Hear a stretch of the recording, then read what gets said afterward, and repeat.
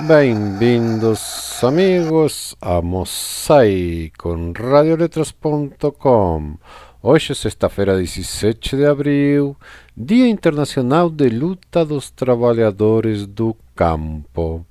Também hoje é aniversário de uma página triste, a massacre del Dourados de Carajás de 1996, 19 mortos, uma página recente da história do Brasil e um exemplo de impunidade, mal de nossa sociedade. Vamos à literatura, vamos a começar com contos. Dois contos que têm em comum o tempo. Ouçam. Olá, sou Rodrigo Dual, escritor, e vou ler para vocês meu conto chamado O Invisível. As ranhuras em minha casca denunciam que o tempo passou tão célere quanto imperceptível. O pregresso nos possibilita empilhar melancólicas, imprevisíveis, pândegas histórias, mas que definharão em mim, pois ninguém me oferta uma boa vontade para ouvi-las. Sou velho. Descubro que a porção da areia que desliza pela ampulheta está cada vez mais insignificante quando as pessoas me olham, mas não me enxergam. Quando a mocidade pronuncia palavras que sangram a minha alma, mesmo eu estando presente, que sequer me toca, como se eu ostentasse um mal letal e contagioso, como uma Covid-19.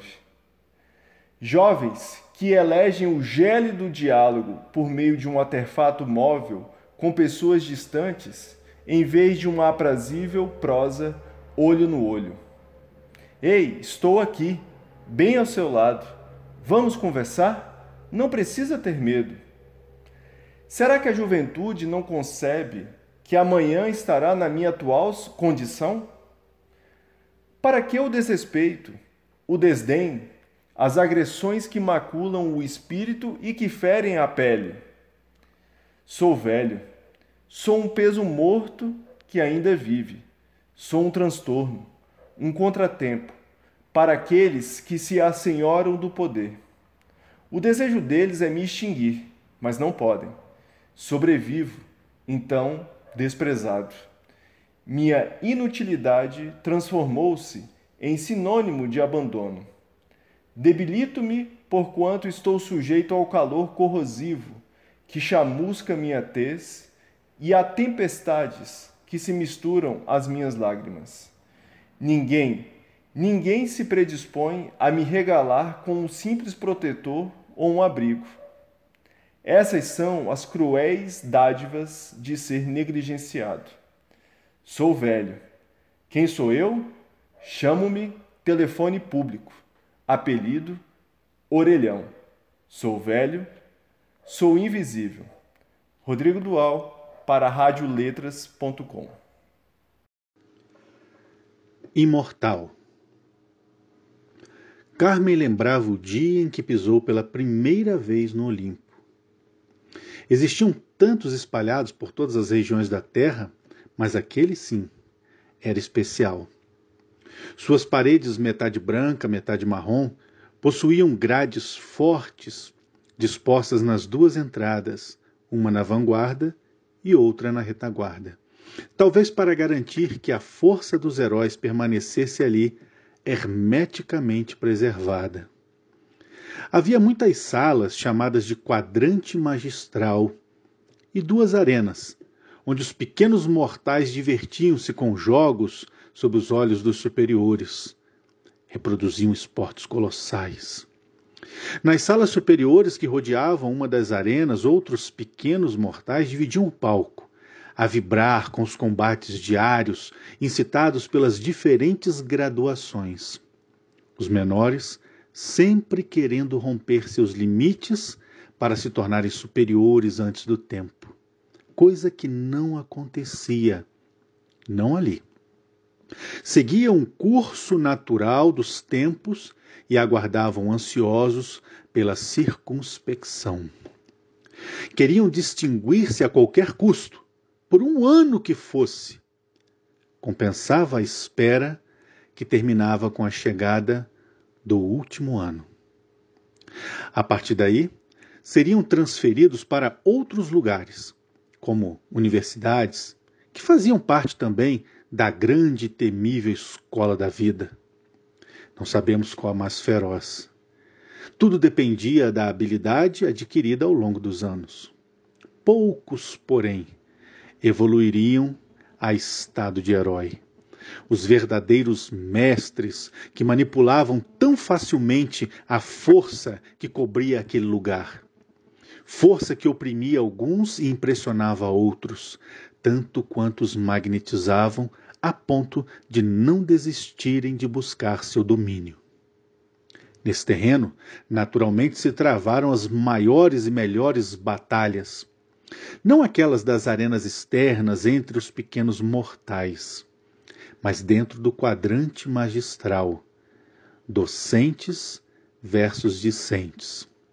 Uma batalha travada com ardor, carinho e dedicação. Heróis morrem?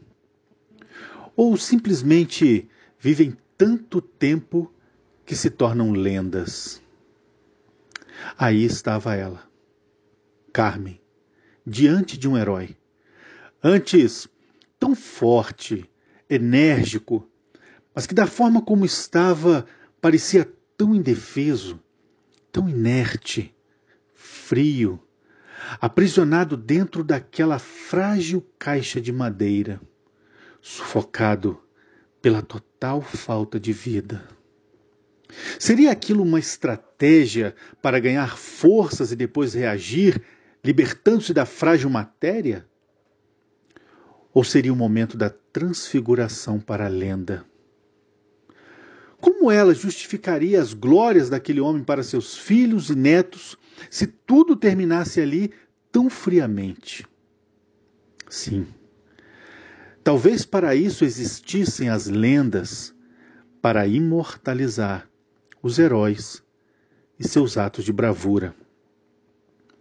Carmen deitou por um instante suas armas impotentes contra o cruel adversário que se chamava morte. Pegou um pedaço de papel, caneta, e se deu a escrever uma pequena carta, ali mesmo naquela sala, onde o corpo de Vitório estava sendo velado, iluminado pelos velhos candelabros e pela pouca luminosidade que adentrava do dia cinzento. Querido professor, tantos anos se passaram e ainda continuo a lutar. Passei pela universidade e continuo engajada na grande escola da vida. Só ainda não me convenceram qual a superior.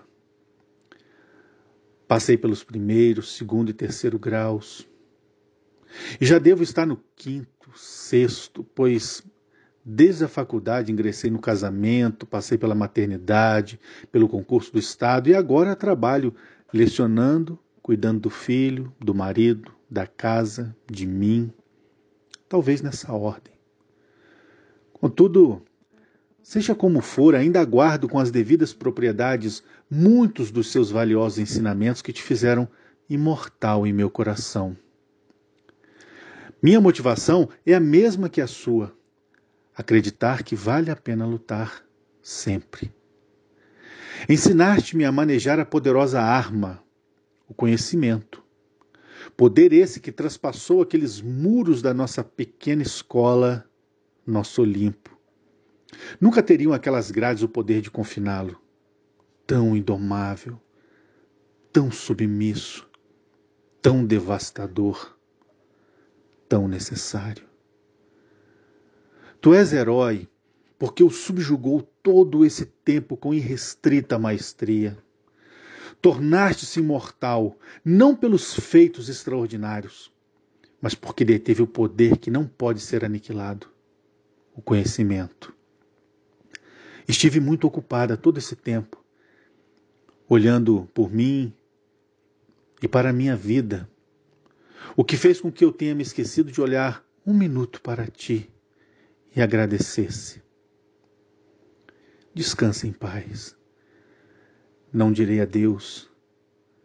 Direi tardiamente, muito obrigada. Carmen. Dobrou a carta, colocou junto dele, tirou um lenço de dentro da bolsa, enxugou discretamente os olhos úmidos, retomou suas armas e saiu para a velha batalha. Olhou adiante, não temeu. Bastava um dia após o outro. Eu sou André Pulig. Esta é a Rádio Letras. E agora vamos pro clássico espaço da poesia. Sejam bem-vindos, poetas. Hoje com uma novidade. Por primeira vez em Mosaico, estreamos um cordel. Essa clássica manifestação literária da cultura popular brasileira, que tem aqui em Brasília um dos polos mais fortes, tanto poeta nordestino, né? Então, vamos lá. Fala aí, poeta. Coronavírus. Cordel de Gustavo Dourado. Coronavírus em ação, em pandemia mundial, do Oriente ao Ocidente, um pandemônio total, a mando da besta fera, choque multicultural. Experimento de terror de cientistas do mal, uma peste pós-moderna em movimento crucial, que tira a gente da rua para as filas do hospital. Caos na rede de saúde, contágio, preocupação. Cuidado com a higiene, é grave a situação. Se puder, fique em casa, evite aglomeração. Fique em casa, se proteja, ler um livro, pesquisar, despertar a consciência, é preciso transformar, ser fraterno e solidário, todos devem cooperar. Vamos todos à luta, em casa vamos ficar, só abrir o necessário, o que tem de funcionar, os serviços essenciais e o que não pode parar. Chega de insensatez, a vida vamos preservar, valorizar nossa saúde, nosso povo alimentar, acabar o vírus da fome que ao povo vive a matar. Caixão não tem gaveta, diz o dito popular. Vamos dividir a renda, o amor multiplicar. Dinheiro, lucro e ouro, morreu, não pode levar. Em tempo de quarentena, precisamos de união, separar o joio do trigo, não andar na contramão. Na luz no fim do túnel, mais amor no coração. Colapso, medo, pânico, as dúvidas da existência, poder e fragilidade, é preciso sapiência, humanidade unida, despertar da consciência. Com vontade e disciplina, faremos a transição, é tempo de resistência para vencer a infecção. Vírus, germes, bactérias, vida em regeneração. Hora de companheirismo, buscar solidariedade, cultivar a esperança, a arte da fraternidade. A mudança a caminho sem perder a liberdade. Mundo em competição, diminua-se o egoísmo, cultivemos humildade, menos mentira e cinismo. Educação com saúde, menos individualismo. Preservação da natureza, respeito ao semelhante, bom trato aos animais, seguir firme adiante, saber somar e dividir, não seja ignorante. Dar um freio na cobiça, nos pecados capitais, vamos preservar a vida, os sentimentos vitais, elevar o pensamento, saber cuidar dos demais. Os parasitas estão no ar, façamos confinamento, é tempo de expiação, de elevar o sentimento. Paz, amor e humildade, o amor em movimento. Em tempos de fake news, verdade aprisionada, que haja simplicidade no percurso da jornada. Em breve termina a noite, nos raios da madrugada. O mundo em lockdown, tragédia e devastação, que haja mais amizade e mais colaboração. Pensar antes de agir, equilibrar a ação. Ouvir a voz da ciência, a luz do conhecimento, incentivar a pesquisa, o saber em movimento, desenvolver a medicina, iluminar o pensamento. Vamos fazer prevenção, nossa vida equilibrar, ser amigo do saudável, a natureza preservar. Para derrotar o vírus, em casa vamos ficar. Tudo se transformou, Elton Medeiros, Paulinho da Viola, e poema incidental, Abissal, de Jorge Amâncio. Ah, meu samba, tudo se transformou. Nem as cordas do meu pinho podem mais amenizar a dor. Onde havia a luz do sol, uma nuvem se formou. Onde havia uma alegria para mim, outra nuvem carregou. A razão desta tristeza é saber que o nosso amor passou. Fechei a cara, rasguei o travesseiro, perdi seu cheiro, tranquei-me na solidão. Roguei por um poema sem rima ou pena. No mergulho abissal, arranhei minha alma, desordenei minha vida, catei das profundezas os cacos da lembrança, as marcas do passado. Caracturado pela vida, mensageiro de dois mundos, sobrevivi de doações, sem lembranças, sem paixões. Carrego a dor da solidão e uma voz a pulsar. Violão, até um dia, quando houver mais alegria, eu procuro por você. Cansei de derramar inutilmente em suas cordas as desilusões deste meu viver. Ela declarou recentemente que ao meu lado não tem mais prazer.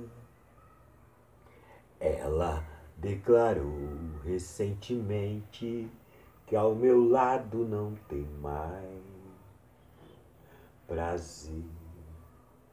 Ela declarou recentemente que ao meu lado não tem mais. Eu sou Rosa Maria Soares Bugarim, maranhense, e moro em Brasília. E eu achei muito interessante essa Academia de Letras para difundir a poesia, sobretudo nesse momento em que a gente precisa de poesia. Então eu escolhi uma poesia anfótero. Bom, anfótero quer dizer aquilo, aquele poeta, né, falando, que reúne em si duas qualidades opostas. Eu acho que o poeta é sempre dual, anfótero, mas sempre lógico em suas inquietudes díspares. Então, vamos ouvir a voz do poeta, anfótero. Anfótero, sou lua, sou sol, sou muro, abertura, ácido, base, recusa e desejo, o sonho e o real, palavra, silêncio, estrada e atalho, caminho, espera. Dual movimento, opostos momentos, mistura complexa, dosando equilíbrio na vida sem rumo, na bússola sem regras, nos verbos estalados, entalados em frases pendulares, vagando e acendendo dizeres e luzes. Nas dúvidas, certezas, nos planos perdidos, amores vencidos, espaços vazios, buscando o homogêneo no ontem, no agora, no tido, no sido, não ido, no óleo, na água, no vinho, no mel. Rosa Maria Soares Bugarim. Continuamos aqui em Mosaico, desfilando pelos gêneros literários. Vamos a ouvir uma breve crônica? Encostei minha mente adormecida junto à cama e pedi calma. Quis um pouco mais de tempo para estar a sós comigo mesma. Havia um silêncio ininterrupto lá fora que equilibrava com o burburinho aqui de dentro. A mente expansiva e revoltada me obrigava a abrir os olhos para o despertamento. Aquela inquietude que te move de um lado a outro da cama, não te permitindo ficar ali, acomodada no escuro íntimo de quem se é só.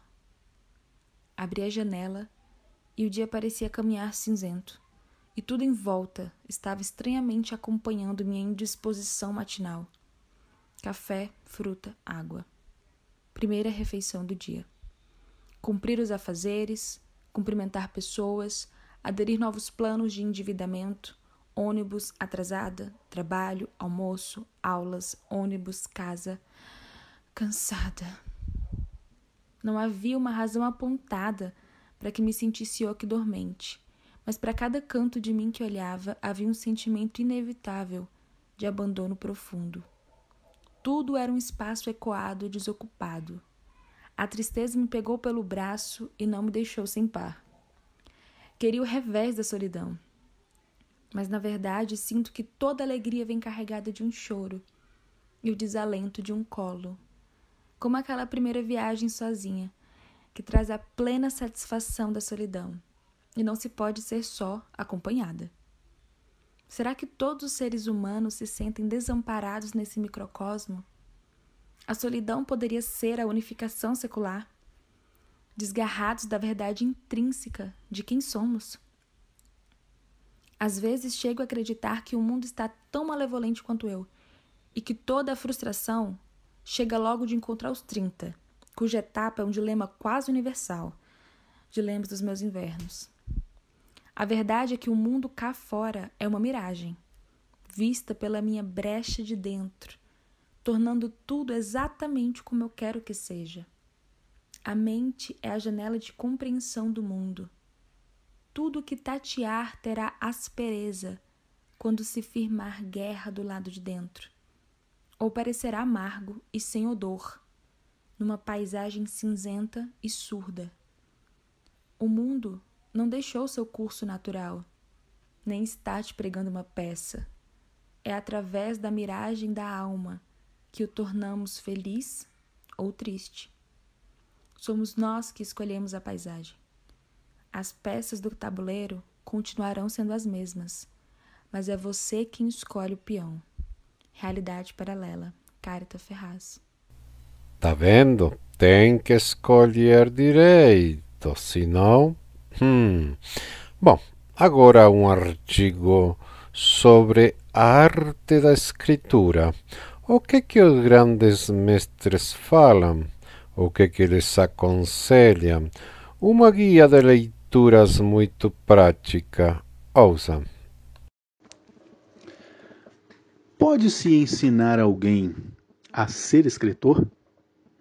Bom, para responder a essa questão, recorremos a um artigo do Afonso Romano de Santana, intitulado Ensino da Poesia. Assim responde o autor: pode-se ensinar uma série de técnicas, pode-se passar uma série de vivências, pode-se desenvolver o talento. Quanto ao mais, depende de cada um. Depende não só do talento inato, mas da perseverança e da neurose, destrutiva ou construtiva de cada um. No caso da poesia, a questão é ainda mais singular. Embora todos digam minha vida daria um romance, pouquíssimos se lançam à aventura de escrever um romance. Mas baseadas no ditado de poeta e louco, todos nós temos um pouco, as pessoas num determinado momento, sobretudo na juventude, devem ter composto um poema qualquer. Nada contra quem faça seus poemas para uso familiar, publicitário ou para se expressar. Contudo, quanto a se assumir como poeta, são necessários alguns cuidados e providências. A primeira é não apenas começar a ler bons poetas, mas inteirar-se que existe um sistema literário com regras e leis, as quais temos de conhecer, nem que seja para contestá-las. É importante ler livros que, expondo a experiência de autores, mapeiem o processo de criação. No caso da poesia, para começar, 2 livros de Ezra Pound, ABC da Literatura e a Arte da Poesia. É autor didático e polêmico. Pode-se depois discordar dele em algumas coisas. Também, Como Fazer Versos, de Mayakovsky. Outro, o compêndio Vanguarda Europeia e Modernismo Brasileiros, organizado por Gilberto Mendonça Telles, é fundamental para que se tome conhecimento dos manifestos literários nos últimos anos. É imprescindível saber o que cada escola, época ou geração definia como sendo poesia.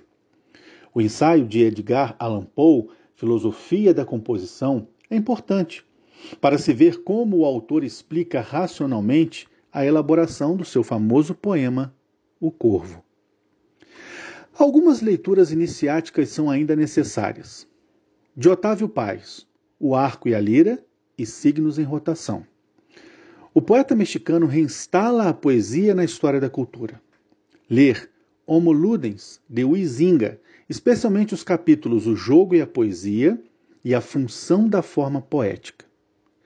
Procure os ensaios de Eliot, poeta que soube articular a tradição e a inovação.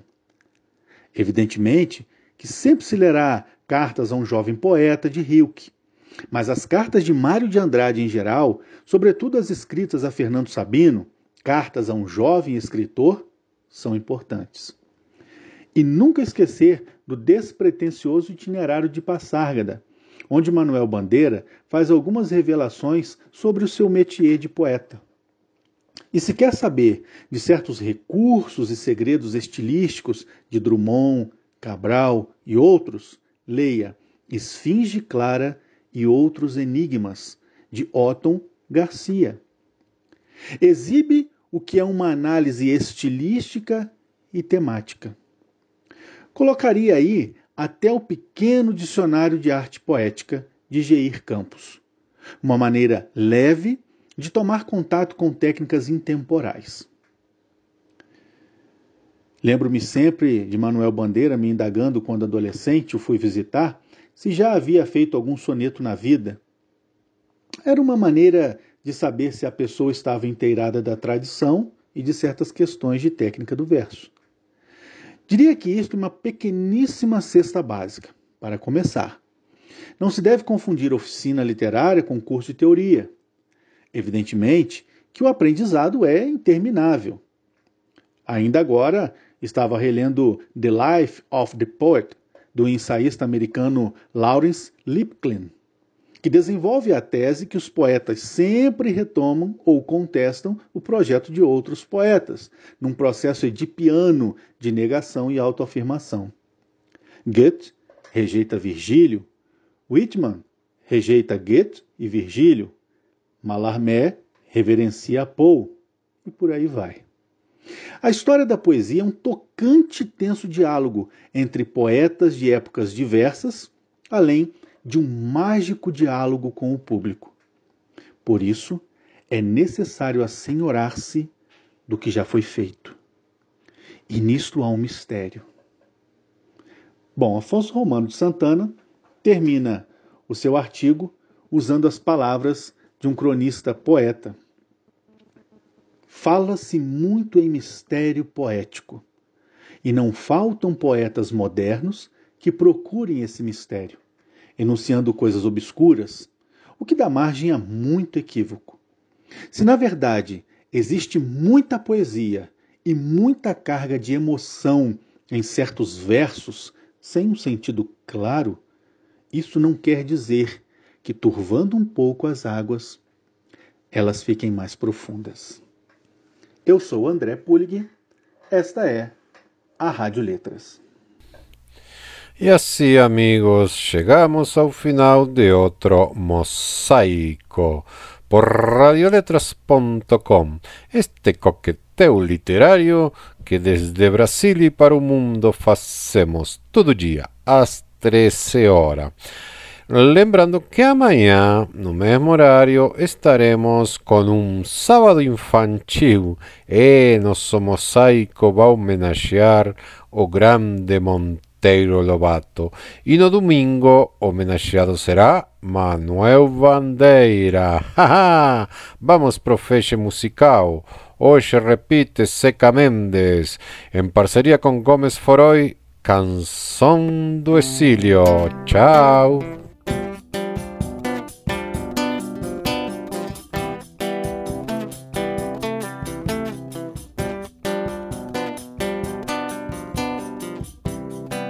Todas as sílabas me fazem forte. Norte que eu quero, Nordeste e Sul. Gaivotas no litoral, sobrevoando o verde Atlântico. O canto do povo, meu povo atlântico. Cacau, caju, sol que ilumina, luz de verão, canção do exílio anunciada, canção do exílio anunciada. Gaivotas voam no mar, do meu peito paixão, e a lua vai surgindo cor de prata. Nessa mata passa assim, lá no céu, 1000 estrelas a piscar. Pescador sai cedinho, vai jogar sua rede no mar azul.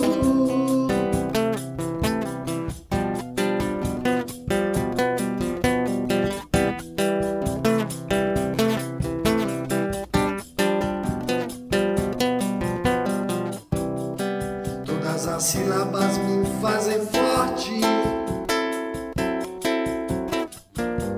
Norte que eu quero, Nordeste e Sul. Gaivotas no litoral, sobrevoando o verde Atlântico. O canto do povo, meu povo atlântico. Cacau, caju, sol que ilumina, luz de verão, canção do exílio anunciada, canção do exílio anunciada. Gaivotas voam no mar, no meu peito paixão, e a lua vai surgindo cor de prata. Nessa mata passa assim, lá no céu, 1000 estrelas a piscar. Pescador sai cedinho, vai jogar sua rede